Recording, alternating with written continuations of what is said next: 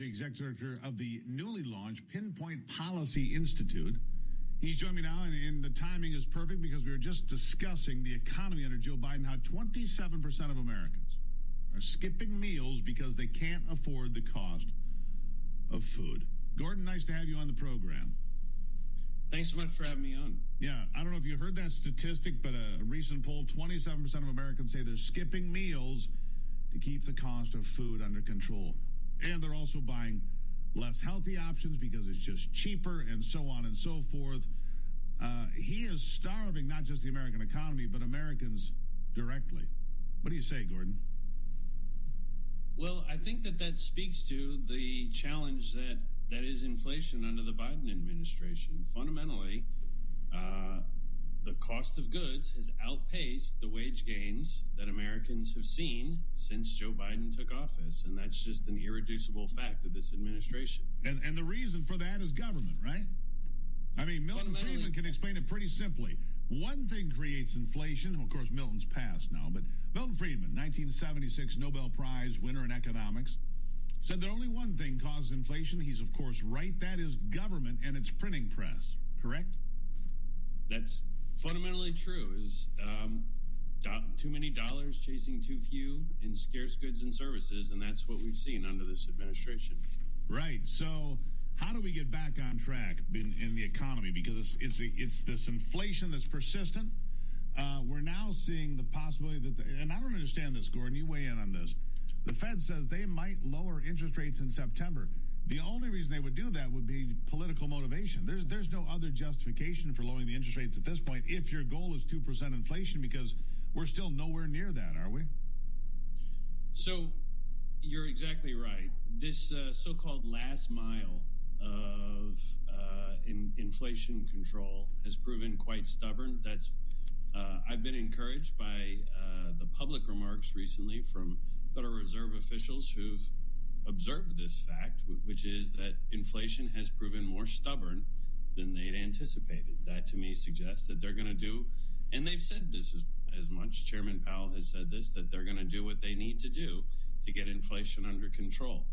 I think that the lesson of our worst inflation periods, which we saw in the 70s, is that the worst thing you can do is give up on this fight too soon. And one of the challenges in that is that as you lean on monetary policy to control inflation, the doves start circling. And we've already seen this. We've seen people say, oh, just ignore certain components of inflation. That'll make it easier. Because they want to crank the printing presses back up again. And we simply can't do it. And I've been encouraged by public remarks from the Fed to resist that temptation, but it will only grow as the challenge gets tougher.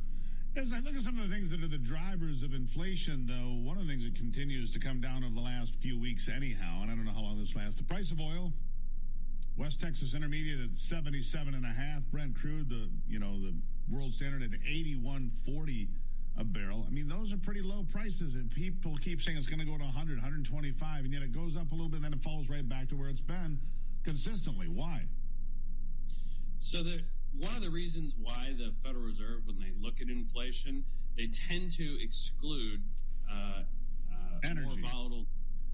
Exactly, because it is volatile. Because there's a lot of elements, a lot of inputs to those prices that, frankly, we can't control, and we shouldn't consider as sort of informing our inflation and monetary policy decisions, because they're just outside the scope of government. They do feed into prices, but they're unpredictable and they can bounce around. So if you're going to try to get a handle on inflation on some of those more volatile elements, it does make sense to focus a little bit more on things that are under our control. Well, I saw gas at $3.10, $3.15 a gallon in northern Michigan over the past several days. Gas down almost 20 cents in a month.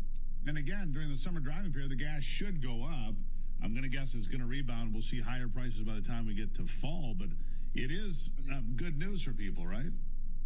So absolutely. It's a major part of household budgets. The cost of energy is an input as well to other elements of the household budget, food in particular. The cost of transporting foodstuffs across the country is very much a function of the cost of fuel. And so to the extent that there's some relief through that channel, all to the good. That helps the fact that there's other elements that are growing, as we talked about earlier. And I think that's where the Federal Reserve is going to keep its focus, and I would certainly hope that it does, because this last mile of inflation is proving quite stubborn. Sure. So how to, just real quickly, I got about 45 seconds here, Gordon. How do we heal the economy as a general principle? What do we need to do? So first is do no harm, and unfortunately that's been a task that, frankly, this administration hasn't been up to. At every turn, this administration seems bound and determined to raise the prices of goods and services. They simply can't stop subsidizing demand. Whenever they're confronted with a policy challenge, it seems like that's the answer. They engage in policies that restrict supply, that raise costs, and then their answer is to deploy taxpayer funds to then turn around and subsidize that good and service. That's the reason why we're in the mess that we're in. And frankly, just stopping that would be a very good start to helping this economy on its way. Gordon Gray, Executive Director of the newly launched Pinpoint Policy Institute. Gordon, nice seeing you here today. I look forward to talking to you again. Thanks so much for having me on.